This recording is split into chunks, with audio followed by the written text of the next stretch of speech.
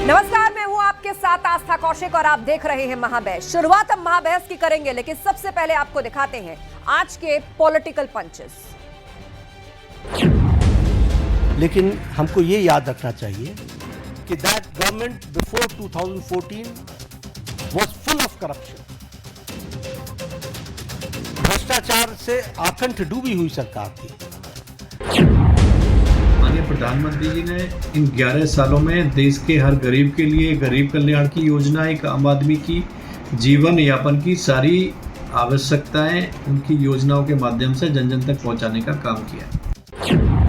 अगर माननीय कल्याण सिंह न होते तो दुनिया की कोई ताकत अयोध्या में प्रभु श्री राम का मंदिर नहीं बना सकती थी। मुझे याद है, मैं अयोध्या में ढांचा तोड़ रहा था, माननीय कल्याण सिंह जी मुख्यमंत्री थे। मुख्यमंत्री जो रहे हैं माननीय कल्याण सिंह जी, तो माननीय कल्याण सिंह जी आज नहीं हैं और वो बात, वो मुद्दे राख हो गए हैं। अब तो मंदिर बन रहा है और मंदिर किसी के द्वारा नहीं, माननीय उच्चतम न्यायालय के आदेश के द्वारा बना। उच्चतम न्यायालय में सुप्रीम कोर्ट के प्रांगण में डॉक्टर अंबेडकर की प्रतिमा लगी है और मजेदार बात यह है कि जयपुर हाई कोर्ट के सामने मनु महाराज की प्रतिमा लगी है, जो नारी की प्रतिष्ठा और दलितों की प्रतिष्ठा के खिलाफ थे। ये अजीब मजाक है। प्रतापी महाराजा सुहेलदेव राजभर जी को इतिहास में नहीं आने दिया, तो कल एक इतिहास रचा जाएगा राजभर महाराजा सुहेलदेव जी का। जो सपना प्रदेश के मुख्यमंत्री योगी आदित्यनाथ जी देखा करते थे कि चित्तौड़ा झील में हम राजभर महाराजा सुहेलदेव का स्मारक बनाएंगे और उनकी मूर्ति लगवाएंगे।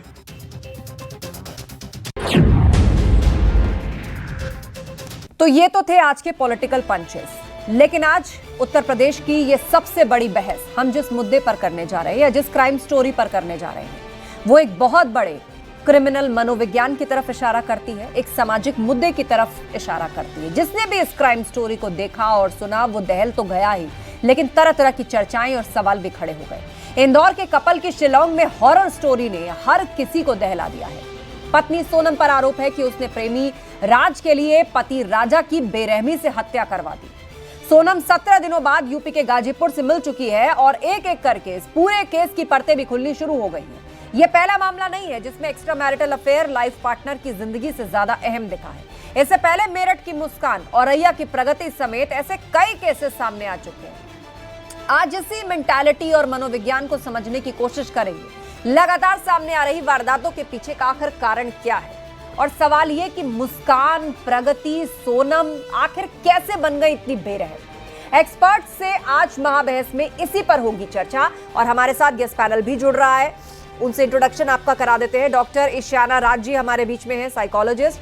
कपिल कक्कड़ जी हमें ज्वाइन कर चुके हैं, साइकोलॉजिस्ट। एडवोकेट हर्ष दहिया जी हमारे साथ हैं, सुप्रीम कोर्ट। बरखा त्रेहन जी हमारे साथ जुड़ गई हैं, सामाजिक कार्यकर्ता। और डीएस चौहान जी, पूर्व डीजीपी हमारे साथ हैं। आप सभी मेहमानों का बहुत बहुत स्वागत है इस चर्चा में। महाबहस में आगे बढ़ने से पहले आज के सवाल पर भी नजर डाल लेते हैं। प्रेमी राज के लिए पति राजा को मार डाला। मेघालय पुलिस ने जो इन्वेस्टिगेशन की है और उसका यह दावा है कि बकायदा सुपारी किलर्स के जरिए उसने अपने पति राजा को मरवा दिया, क्योंकि उसका उसके प्रेमी राज के साथ अफेयर था। हनीमून की हॉरर कहानी, कत्ल नया, वजह पुरानी। ये कोई पहला मामला नहीं है, चाहे वो मुस्कान का मामला हो, चाहे वो सोनम का मामला हो। कई ऐसे मामले सामने आ चुके हैं कि उम्र उतनी ज्यादा नहीं है, लेकिन पूर्व प्रेमी के कारण या उसके साथ मिल करके नई नई शादी में कितनी बेरहमी से पति की हत्या कर दी जाती है। और सवाल यह कि मुस्कान, प्रगति, सोनम आखिर कैसे बन गई बेरहम। तो चलिए चर्चा की शुरुआत करते हैं। और मुझे लगता है कि इसमें जो पहला सवाल है वो सबसे पहले हमारे साथ जो दोनों मनोवैज्ञानिक हमारे बीच में, शुरुआत डॉक्टर इशियाना जी आप ही से कर रहे हैं। तीनों मैंने नाम लिए, मुस्कान हो, प्रगति हो या फिर सोनम, जिसकी हाल ही में क्राइम स्टोरी की हम बात कर रहे हैं। तीनों की उम्र कोई बहुत ज्यादा नहीं है और मुस्कान तो 22-23 साल की ही थी, ये भी अर्ली 20s में ही है दोनों लड़कियां। इतनी बेरहमी कहां से आ जाती है? इसकी वजह आप क्या देखती हैं कि किसी के साथ अफेयर में थे उसके बाद शादी भी अपनी मर्जी से की या प्रेशर में आके की, जिस भी तरह से की, और उसके बाद पूरे मास्टरमाइंड बनके इतने बड़े हत्याकांड को अंजाम दे दिया। किसी ने टुकड़े करके नीले ड्रम में भर दिया, तो किसी ने सुपारी किलर्स के थ्रू गला कटवा दिया। इस तरह के जब मामले सामने आते हैं, साइकोलॉजी को कैसे समझा जाए, इस जनरेशन को आखिर हो क्या रहा है? क्योंकि आप देखिए, देश बहुत आगे आया है महिलाओं के मुद्दों को लेकर, स्ट्रिक्ट लॉज बने, लेकिन आज जब कुछ महिलाएं इस तरह की हरकतें करती हैं तो फिर सवाल उठने लगते हैं, समाज में एक नई तरीके से चर्चाएं शुरू हो जाती हैं। डॉक्टर ईशाना, से बस अभी एक मेंटेलिटी की उपज ना मान के अगर इसे बायो साइको सोशल मॉडल की तरह देखें, हाँ। तो आप देखिए जो भी फीमेल एक्यूज रही हैं, अगर हम उनके फैमिली डायनामिक्स पे जाते हैं और देखते हैं क्या उनके जो फैमिली के अदर मेंबर्स रहे हैं, जैसे अभी हम रिसेंट जिनके बारे में बात कर रहे हैं जो फीमेल एक्यूज हैं, क्या उनके घर में इतनी स्वतंत्रता थी कि वो अपनी बातों को खुल के सबके सामने रख पाती? क्या उनके जो विचार थे, उन विचारधाराओं से उनके फैमिली के विचारधारा मैच कर रहे थे, नहीं कर रहे थे? उनके घर वालों को उनके डिसीजन को लेकर के एक्सेप्टेंस था या नहीं था? जैसा बताया जा रहा है कि जो कोई उनका पार्टनर रहा है पहले शादी से, तो उनके साथ रोमांटिक रिलेशनशिप में रही हैं, तो जाहिर सी बात है उन्होंने शादी के लिए बात कही होगी, या उनकी जो फैमिली का स्ट्रक्चर ऐसा है कि लोअर ग्रेड का है तो नहीं हो सकता है। और आजकल फैमिली में ऑनर को लेकर के लोग बहुत ज्यादा रिजिड होते हैं, और यही वजह है कि ऑनर किलिंग भी होती रहती है। तो हो सकता है जो फीमेल एक्यूज हैं उनके फैमिली डायनामिक्स में बहुत डिस्टॉर्शंस रहे हैं, जहाँ पे उनको अपने फैमिली की बातों को लेकर के चलना एक रास्ता लगा। उसके बाद सोसाइटल प्रेशर भी होता है कि फीमेल को आजकल देखा जाता है कि नहीं, हमारे कल्चर के या हमारे बिलीफ सिस्टम के वैल्यूज के वो फ्लैग बियरर होती हैं। तो उन सोसाइटी के जो अदर फैक्टर्स हैं उनको साथ में लेकर के उन्होंने सामाजिक रूप से एक शादी तो कर ली, लेकिन इंडिविजुअल लेवल पे अगर हम आए, साइकोलॉजी के लेवल पे, कि फैमिलियल जो दबाव है या सोसाइटल जो दबाव है, उन दबाव ने क्या किया। पॉइंट की तरफ आप इशारा कर रही हैं कि ये एक वजह हो सकती है, लेकिन जिन केसेस का हम जिक्र कर रहे हैं, आप देखिए ऐसी लड़कियां जो मास्टरमाइंड साबित हो रही हैं, अपने पति के साथ एक लड़की डिस्क जाती है, डांस करती है, और उसकी इंटेंशन ये है कि मैं इसको मारने वाली हूँ, मुझे इसे किस तरह से मारना है, मैंने एक नीला ड्रम अपने घर पे मंगवा के रखा है, इसके टुकड़े करने हैं, कुछ हथियार से वो टुकड़े होंगे उसके दिमाग में, वो भी है, उसकी भी तैयारी है, क्या खिलाना है उसको मिला के वो भी मेडिकल स्टोर से खरीद के घर में रखा हुआ है।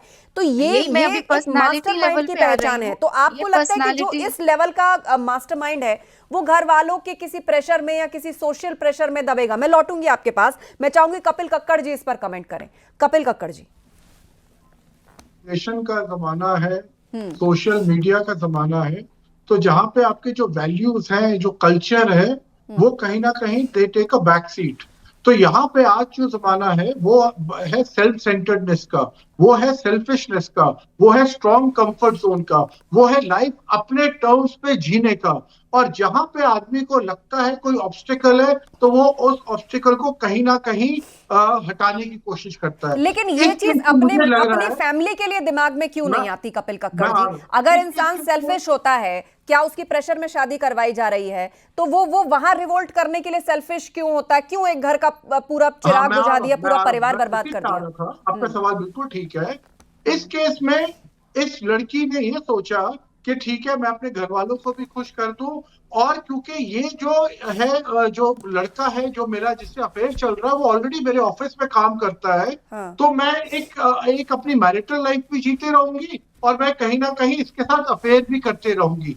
तो ये एक तरह का उसके माइंडसेट में आया होगा कि मैं शादी घर वालों को भी खुश कर देती हूँ, अपने पेरेंट्स को, और मैं अपनी लव लाइफ को भी बरकरार रखूंगी। पर जब उसकी शादी हो गई या जब उसका रोका हो गया, उसके बाद उसको सडनली लगा कि ये यहाँ तो एक तरह से रेजिस्टेंस है कि मुझे अटेंशन अपने जो होने वाले पति को भी देनी है।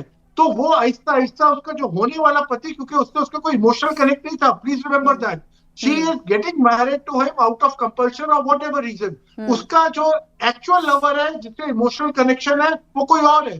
तो जहां पे उसको ये लगा कि यार ये तो मेरे लिए लायबिलिटी बन रहा है, तो आप चाहे मुस्कान वाले केस में भी देखिए, इस केस में भी देखिए, सोनम वाले, तो आदमी को होता है कि हम इसको कहीं ना कहीं अपनी जिंदगी से बाहर कर दे, और आदमी एक ऐसी डिल्यूजन में पहुंच जाता है, एक ऐसे चक्रव्यूह में पहुंच जाता है जहां पे वो प्लानिंग प्लॉटिंग ऐसे करने लगता है, उसको लगता है कि मेरा हर एक प्लान कामयाब होगा और मैं कभी पकड़ा नहीं जाऊंगा या नहीं जाऊंगी। टेक्नोलॉजी इसके के अंदर जमाने अगर आप मास्टरमाइंड देखेंगे, इसके अंदर मास्टरमाइंड इस लड़की के साथ उसका जो बॉयफ्रेंड है वो भी इक्वल मास्टरमाइंड है। बिल्कुल, कहा जा रहा है कि पूरा प्लान और सारे किलर्स को हायर करना, लोगों को कन्विंस करना, फोन पर कोऑर्डिनेट करना, वो यहाँ बैठकर कर रहा था, वो इंदौर में बैठकर ये सब कर रहा था, और वो वहां मेघालय में थी और उसको प्लॉटेड जगह पर ले जाने की कोशिश कर रही थी। तो वो भी अरेंजमेंट उस लड़के ने करवाया होगा। और आप देखेंगे वो मुस्कान वाले केस में भी जो साहिल था, तो ऐसे केसेस में जो ट्रायंगल होता है वहां पे एक आदमी मास्टरमाइंड नहीं होता, वहां पे 2-3 लोग मास्टरमाइंड होते हैं। और इस लड़की का definitely she wanted to get rid of him. और कई बार ऐसे लोगों को इतने डिल्यूजन में आते हैं, इनको लगता है they can get away with it. इनको ये नहीं, और वो ये समझ नहीं पाते हैं कि आज टेक्नोलॉजी इतना एडवांस हो चुकी है। आज चाहे वो पुलिसिंग की बात हो, एजेंसियों की बात हो, टेक्नोलॉजी की बात हो, मोबाइल फोन, सैटेलाइट इतना एडवांस है कि कोई अगर ये समझता है कि मैं इतना बड़ा कारनामा या क्राइम करके बच निकलूंगा या भाग निकलूंगा, तो उसको अपने जहन में ये बात बिठा देनी चाहिए। हो सकता है 15 दिन बाद, हो सकता है 1 महीने बाद, 5 महीने बाद, धरे तो आप जाएंगे ही जाएंगे। किसी की जान लेने से पहले एक बार जरूर सोच लेना कि जितना ओवर स्मार्ट आप अपने आप को समझ रहे हैं, जितने क्रिमिनल माइंड के साथ आप इस पूरे प्लान को अंजाम दे रहे हैं, उससे बड़े एक्सपर्ट्स जो है ना उसको पकड़ने वाले यहाँ पर बैठे हैं। मैं सिर्फ एक चीज आपके दर्शकों के लिए कहना चाहूंगा, आपने बिल्कुल ठीक बात कही। क्या कभी आपके साथ घर में ऐसे हुआ है कि चाबी आपके सामने पड़ी है या जो चीज आप ढूंढ रहे हैं आपके सामने पड़ी है पर आपको दिखती नहीं है? यही चीज इन लोगों के साथ होती है। ये इतने डिल्यूशनल हो जाते हैं, इनको ये नहीं समझ आता कि कभी ना कभी पकड़े जाएंगे। इनका इतना ओवर कॉन्फिडेंस हो जाता है कि ये प्लानिंग प्लॉटिंग में इनको लगता है इनका फुल प्रूफ प्लान है। चलिए, ये तो रहे वो मनोवैज्ञानिक बिंदु, वो माइंडसेट की किस एक्सट्रीम माइंडसेट से जुड़ते हैं, इमोशनल होते हैं, किसी प्रेमी के साथ है, उसका पागलपन है कि किसी का गला कतरने में, किसी के टुकड़े करके नीले ड्रम में भरने में गुरेज नहीं है। लेकिन कुछ और भी लीगल पहलू है जिन पर चर्चा होनी चाहिए, कुछ सामाजिक पहलू है जिन पर चर्चा होनी चाहिए। बरकत रेहन जी हमारे बीच में, सामाजिक कार्यकर्ता। बरकत रेहन जी बताइए, ये लड़की, इसको लगा था ये कभी पकड़ी नहीं जाएगी, पहले तो 16-17 दिन तक ये कहां रही। हालांकि अभी मेघालय पुलिस उसको इन्वेस्टिगेट कर रही है एंड आई एम श्योर अभी बहुत सारी परतें हैं जो इस केस में खुलनी बाकी हैं। और अभी थोड़ी देर पहले मैं एक विजुअल देख रही थी कि ये जो लड़का है, जो उसका प्रेमी है, जिसका नाम राज बताया जा रहा है, वो तो अंतिम संस्कार में भी शामिल हुआ है राजा के, और बाकायदा उसके पिता जो गमगीन है उनको पकड़ करके ले जा रहे हैं अंतिम संस्कार में शामिल करने के लिए। मतलब कंधे से कंधा मिलाकर जो मास्टरमाइंड है जिसने मरवाया वो उसकी फैमिली के साथ बना हुआ है। और ये लड़की आज सूत्रों के हवाले से खबर है, पुलिस को स्टेटमेंट देती है कि मेरे को कमरे में बंद कर दिया, मुझे कुछ खिला दिया, उसके बाद मुझे याद नहीं, गाड़ी में छोड़ दिया। आस्था जी, बहुत बहुत धन्यवाद इस मुद्दे पे बातचीत करने के लिए, मुझे जोड़ने के लिए।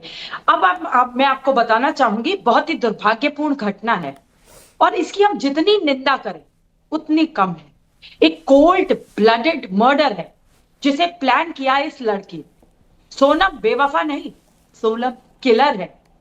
देखिए, उस बॉयफ्रेंड का योगदान है इस मर्डर में, लेकिन मास्टरमाइंड ये लड़की है जिसने 10 लाख के तकरीबन गहने जबरदस्ती लड़के को पहनवाए। कौन सा लड़का 10 लाख के गहने पहन के जाता है?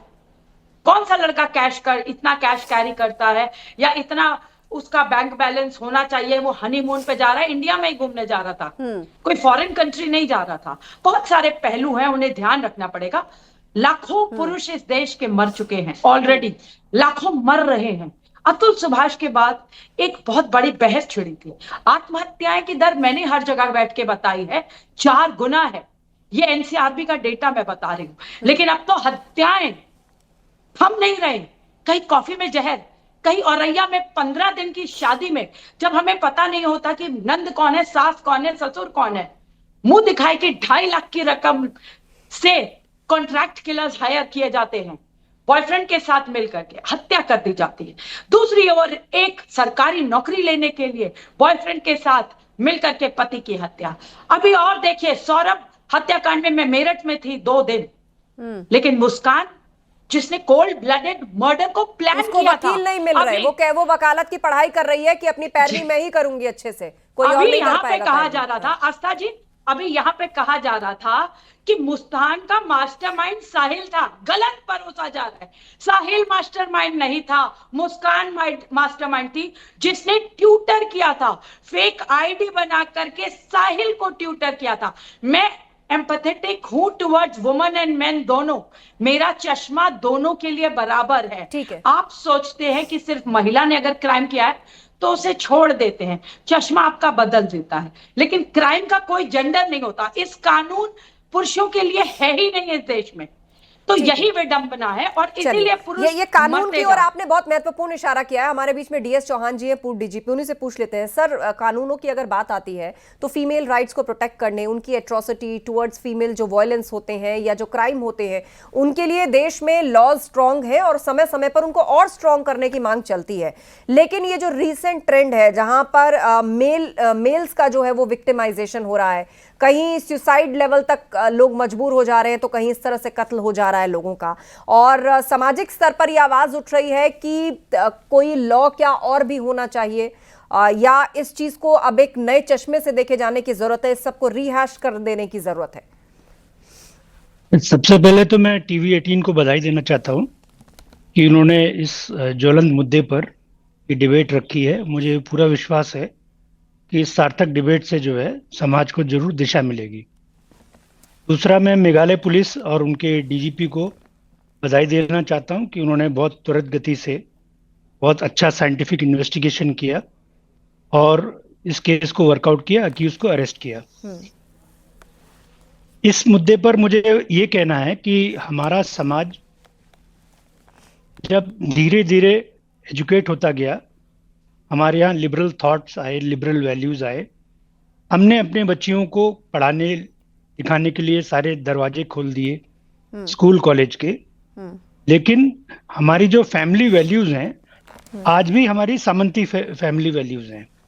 हमारी आइडियाज ऑफ ऑनर, हमारी आइडियाज ऑफ ये सारे पैटर्नलिस्टिक हैं, जिसमें ये पुरुष प्रधान जिसे कहते हैं, वो हमारे वैल्यूज हैं। हम अपनी बच्चियों को पढ़ाते तो हैं पर चॉइस नहीं देते। बच्चियां शादी क्यों करती हैं ऐसे दबाव में? इसलिए करती हैं क्योंकि वो परिवार का दबाव रहता है, उनको अपनी चॉइस को मिलने का संभावना नहीं रहती है। अब रही बात क्रिमिनल माइंडसेट की, तो इसमें मैं ये जरूर कहना चाहूंगा कि अभी काफी हमारे लर्नेड पैनलिस्ट बता रहे थे कि ऐसे मर्डर किया, ऐसे वहां से पॉइजन लिया। आप नेटफ्लिक्स पे चले जाइए, आप प्राइम वीडियो पे चले जाइए, जितने वेस्टर्न सीरियल्स आते हैं वहां पर चूंकि पुरुष और महिला बराबर है, ऐसे हैं और लोग देख रहे हैं आजकल वेब सीरीज ज्यादा देख रहे हैं, बहुत कुछ वहां से लोग आइडियाज भी लेते हैं और बहुत तेजी से उनकी थिंकिंग भी चेंज हो रही है। मैं आप लोगों के पास सर लौटूंगी। मैं हमारे साथ इस वक्त जो राजा रघुवंशी हैं जिनका मर्डर हुआ है, उनकी पूरी फैमिली गमगीन है, पूरा देश उनके परिवार के साथ खड़ा है। उनके ब्रदर हमारे साथ जुड़ चुके हैं, सचिन रघुवंशी जी, हमारे शो पर स्क्रीन पर लेकर आइए। सचिन रघुवंशी जी, पूरा देश आपके परिवार के साथ है और हर कोई यही चाहता है पूरे दिल से कि आपके परिवार को और राजा रघुवंशी जी को न्याय मिलना चाहिए। उनके जो हत्यारे हैं उनको कड़ी से कड़ी सजा मिलनी चाहिए, समाज के सामने एक नजीर बननी चाहिए। मेघालय पुलिस ने जो इन्वेस्टिगेशन की है उसने उन्हीं की पत्नी यानी जो सोनम है उन्हीं को मास्टरमाइंड बताया है कि ये सारी कॉन्स्पिरेसी उन्होंने ही अपने दोस्त के साथ मिलकर की, उन्होंने ही किलर्स को हायर किया। क्या आप मेघालय पुलिस की इस इन्वेस्टिगेशन से संतुष्ट है? आपका क्या कहना है इस पर?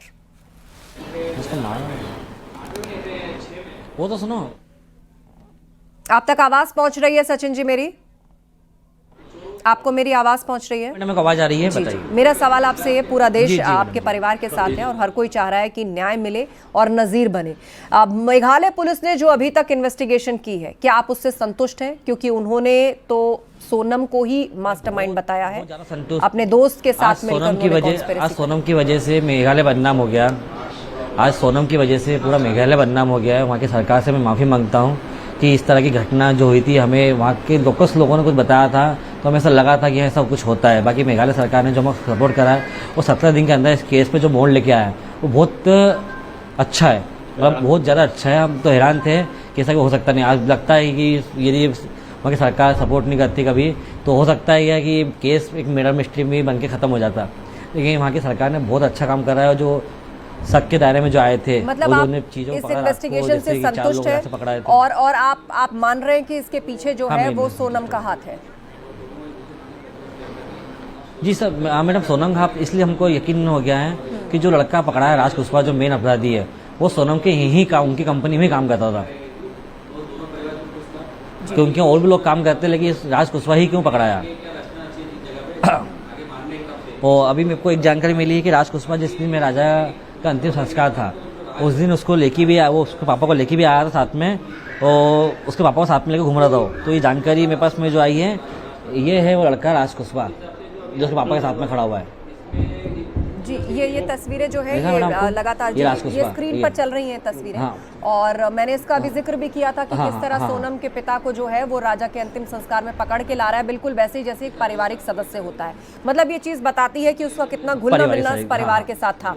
लेकिन शादी को ज्यादा अरसा नहीं बीता सचिन जी, कितना घुलना मिलना है? हार्डली 12 दिन की ये शादी थी। हाँ। तो क्या उस दौरान बातचीत या जी, जी। कभी आपसे राजा ने जिक्र किया कि उसकी और सोनम की, जाहिर सी बात है कुछ बातचीत होती थी, कोई डाउट कि क्या सोनम इस शादी से खुश नहीं है या ये रिश्ता उस पर नहीं, जबरदस्ती कभी ऐसा थोपा जा रहा डाउट है? तो नहीं हुआ था, लेकिन जब इसकी सगाई नहीं ऐसा कुछ भी नहीं था। हमने तो खुल के बोला था, हम लड़का की बात भी करवाई थी पहले कि आपस में दोनों मिलकर बात कर लो, आपको रिश्ता जमता है फिर जीवन काटना है। दोनों बात करी, दोनों हाँ भी करी, लेकिन सगाई के टाइम से थोड़ी दिन बाद राजा ने बोला कि मेरे से बात नहीं करती, फ़ोन लगाऊँ तो 4-4 घंटे रिपीट नहीं करती है।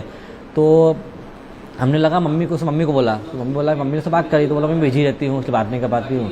तो मम्मी ने बोला कि तुम्हारे शादी वाले रिश्ते जुड़ने वाले हैं, बिजी राजा भी रहता है, लेकिन कुछ टाइम उससे बात तो करा था। फिर उसने धीरे से राजा से बात करना स्टार्ट कर दी थी, लेकिन हमें नहीं पता था कि वो इतनी बड़ी षड्यंत्र की कहानी चल रही है। जिस तरह से हमारे साथ हमने नोट करा है कि उसने क्या षड्यंत्र करा, वो 4 लोगों के साथ में यहाँ से थी, उसने वहाँ के लोगों को इकट्ठा करा, और जिस तरह से राजा की बॉडी मिली है उसमें 5 से 7-8 लोगों का हाथ नहीं, कुछ बड़ी टीम है, 10-12-15 लोग भी हो सकते हैं। ऐसा आपको क्यों लगता है? वो मैडम मेरे को इससे लगता है क्या कि राजा की बॉडी को फेंकते कभी तो टूट फूट जाती है पूरी तरीके से। जितनी नीचे बॉडी को फेंकते, जितने ऊपर से बॉडी नीचे मिली है, उसकी बॉडी उल्टी मिली है, तो उससे लग नहीं रहा हमको, उसको तोड़ा फोड़ा गया, उसको वहाँ जाके मारा है। अच्छा, चलिए, कुछ बहुत सारी बातें हैं जो पुलिस इन्वेस्टिगेशन के बाद भी खुलनी है। लेकिन जब शादी हुई तो उसके बाद कहाँ घूमने जाना है, ये प्रोग्राम किसने बनाया था? आमतौर पर हमने देखा है कि जब शादी होती है तो वैसे तो हनीमून कपल पहले से ही प्लान करते हैं, लेकिन जिसकी प्लानिंग नहीं है तो उसमें जो लड़का है उसकी भूमिका रहती है। लेकिन यहाँ कहा जा रहा है कि मुस्कान ने प्लान बनाया था।